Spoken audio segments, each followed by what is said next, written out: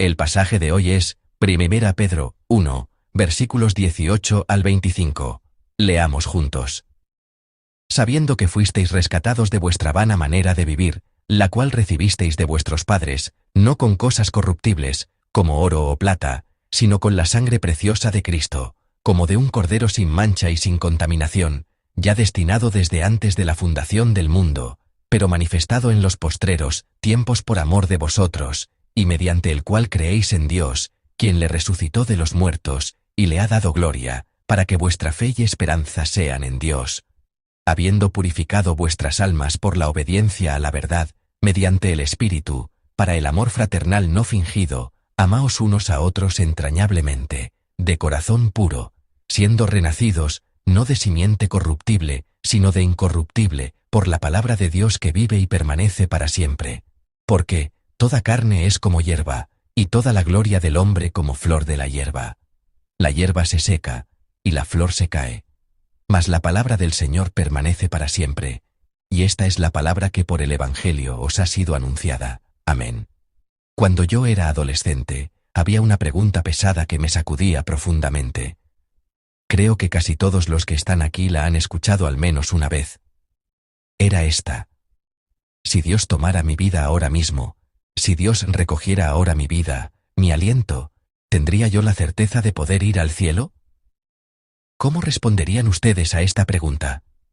En muchos momentos, como reuniones o retiros, cuando escuchaba esta pregunta, de una manera extraña y angustiante, me quedaba sin palabras. En mi mente, los pensamientos, puedo ir, y no puedo ir, chocaban intensamente, cada uno con sus propias razones. Por un lado pensaba, ahora alabé con todo mi corazón y con fervor, estoy escuchando la palabra de Dios con atención, y con un corazón expectante, y también voy a orar, por supuesto que puedo ir al cielo. Si amo a Dios de esta manera, seguramente Él me recibirá. Pero por otro lado, venían a mi memoria los muchos pecados que había cometido, consciente o inconscientemente, y surgía el pensamiento, ¿cómo podría atreverme a ir al cielo? Esos dos sentimientos tiraban con fuerza en direcciones opuestas. Esta pregunta, ¿puedo ir al cielo o no puedo?, es una pregunta importante. Tiene el poder de hacernos mirar cómo estamos viviendo, y de examinar seriamente cómo están ahora nuestro corazón, nuestra fe y nuestra vida.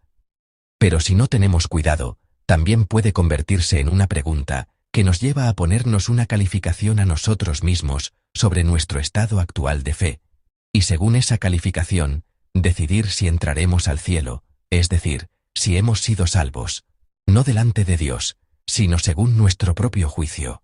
Por ejemplo, si alguien dijera que al cielo van los que superan los 100 puntos, empezaríamos a calcular alrededor de ese estándar. Fui al culto el domingo pasado, más 10 puntos. Leí la Biblia hoy, y vine a la oración de la madrugada, más 10 puntos. Odié a otra persona, menos 20 puntos. Oré poco, menos 5 puntos. Si establecemos un criterio así, podemos sentir que ayer sí podíamos ir, pero hoy no. Incluso podemos sentir que hace unos minutos todavía podíamos ir, pero por un error cometido en ese breve intervalo, ahora ya no podemos. Así, esta pregunta también puede convertirse en algo que nos sacude, haciéndonos ir y venir constantemente entre la certeza y la incertidumbre acerca de la salvación.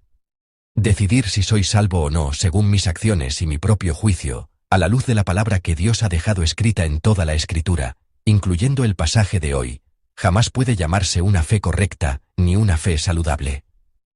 La Biblia testifica una y otra vez, con claridad, que el nuevo nacimiento, es decir, la salvación, no es una recompensa recibida como resultado de las obras humanas, sino un regalo dado primero por la gracia de Dios revelada en la muerte y resurrección de Jesús. Por medio de Pedro, Dios proclama claramente la condición de los cristianos que pertenecían a las diversas iglesias que recibirían esta carta. En el versículo 18 dice que fuisteis rescatados, y en el versículo 23 dice que sois renacidos. No es una expresión ambigua como quizás en el futuro sean rescatados. No es una expresión incierta, como si el nuevo nacimiento pudiera ocurrir o no ocurrir. Tampoco es una expresión condicional que diga, solo unos cuantos de ustedes solo algunos de los que están en los primeros lugares pueden recibirlo. Dios dice y proclama con toda claridad que el rescate y el nuevo nacimiento ya han ocurrido, y que la condición de todo cristiano es ya la de una persona rescatada y nacida de nuevo. Ciertamente, todas las personas, incluyendo a los cristianos, estaban atrapadas en aquella vana manera de vivir heredada de los antepasados. Estábamos atrapados en el orgullo de rechazar a Dios y pensar que podemos vivir sin Él, y en la idolatría de amar y servir otras cosas en lugar de Dios. Como se sigue proclamando en la exposición de Romanos, en el culto de los miércoles, todos son pecadores y no pueden alcanzar la gloria de Dios. Pero el cristiano es alguien que ha sido rescatado de en medio de ese pecado. Es alguien que recibió libertad porque se pagó un precio. Es alguien que nació de nuevo. Como ha nacido de nuevo, ya no es alguien ligado al pecado.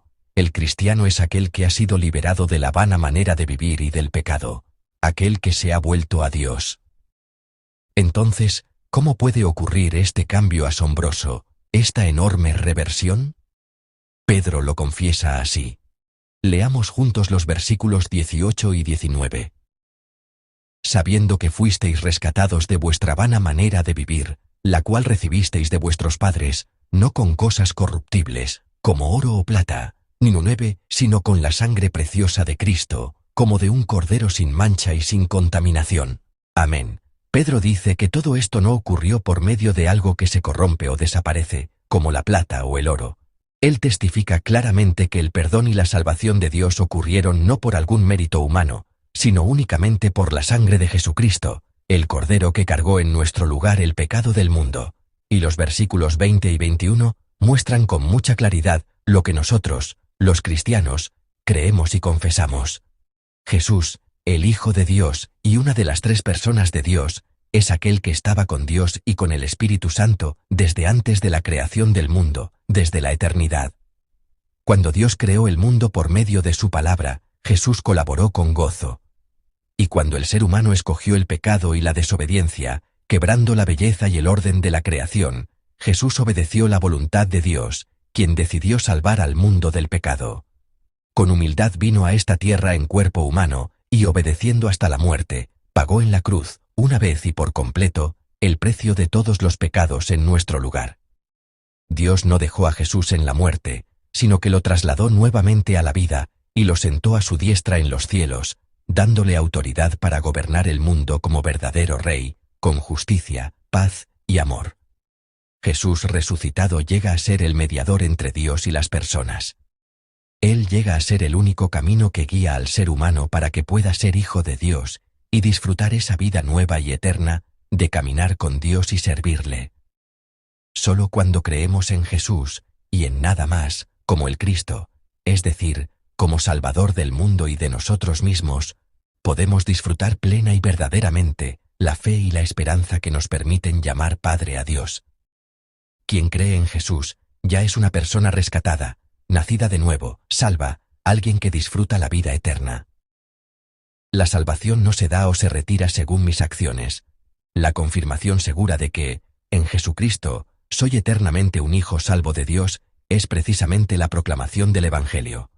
Por eso, en esta madrugada, deseo que podamos abrir juntos nuestros labios y proclamarnos a nosotros mismos con valentía.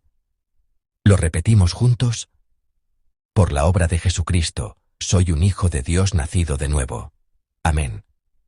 Por la obra de Jesucristo, soy un hijo de Dios nacido de nuevo. Según lo que Dios ha dicho, no somos hijos que quizás algún día serán rescatados por la gracia de Jesucristo. Somos hijos que ya han sido rescatados, que podamos llegar a ser personas que se aferran firmemente a este Evangelio. La proclamación de este Evangelio, de que el cristiano ya recibió el nuevo nacimiento y ya fue rescatado en medio de la gracia de Dios, ahora llama al cristiano a vivir amándose unos a otros conforme a la demanda de ese Evangelio. Leamos juntos el versículo 22. Es el versículo 22. Habiendo purificado vuestras almas por la obediencia a la verdad, mediante el Espíritu, para el amor fraternal no fingido, amaos unos a otros entrañablemente, de corazón puro. Amén. La persona que cree en la verdad, en Jesucristo, y cree que ya ha nacido de nuevo, tiene el alma purificada. La imagen de Dios, que había sido quebrantada por causa del pecado, vuelve a ser restaurada. Por eso llega a poder amar de verdad y con fervor, sin falsedad. Puede amar no calculando, ni de manera formal, ni solo con palabras, sino con todas sus fuerzas. Así como Dios nos amó hasta entregar a su Hijo, también nosotros podemos entregar voluntariamente lo nuestro, y amarnos unos a otros. Todas nuestras debilidades, torcidas por el pecado, son restauradas como capacidad de amar sinceramente, sin falsedad y sin apariencia. Desde 1 Pedro capítulo 2 en adelante, Pedro exhorta de manera concreta y plena sobre cómo debe vivir el cristiano en medio del sufrimiento. En una frase, es una vida que a pesar de todo, escoge y practica el amor. Pedro exhorta claramente que todos los que han nacido de nuevo por la gracia de Jesucristo deben seguir la vida de amor y servicio que Jesucristo primero mostró como ejemplo, enseñó y nos guía a seguir. Los cristianos fueron salvos para amar con fervor, y son personas que dan testimonio de que Dios vive al amar sin reservas. Amados santos, Pedro cierra el capítulo 1, la introducción de su carta, citando las palabras de Isaías. La hierba se seca, y la flor se cae, mas la palabra del Señor permanece para siempre. Todo cambia y desaparece, pero la palabra de Dios no cambia jamás, para siempre. Que la palabra de Dios, la promesa de Dios, no cambie jamás, eso es precisamente la buena noticia, el Evangelio. Por lo tanto, deseo que podamos apoyarnos en la palabra de Dios y aferrarnos firmemente a nuestra identidad. Aunque hoy, al vivir este día, cometamos errores grandes o pequeños, y aunque al mirar nuestro día sintamos vergüenza de nosotros mismos, incluso vergüenza delante de Dios, seguimos siendo, ahora y para siempre, hijos de Dios nacidos de nuevo por la gracia y por la sangre preciosa de Jesucristo. Que este sea un día en el que confiemos no en nuestras obras, sino en lo que Jesucristo hizo, y en el que nos aferremos por la fe a la proclamación del Evangelio de que ya hemos nacido de nuevo. También deseo que lleguemos a ser personas capaces de responder a la demanda de ese Evangelio como hijos de Dios, como quienes ya no pertenecen al pecado, quienes recibieron libertad del pecado, y quienes han recuperado la imagen de Dios, que podamos amar sin falsedad y con fervor, conforme a lo que Dios nos mostró, y conforme a lo que Dios nos pidió.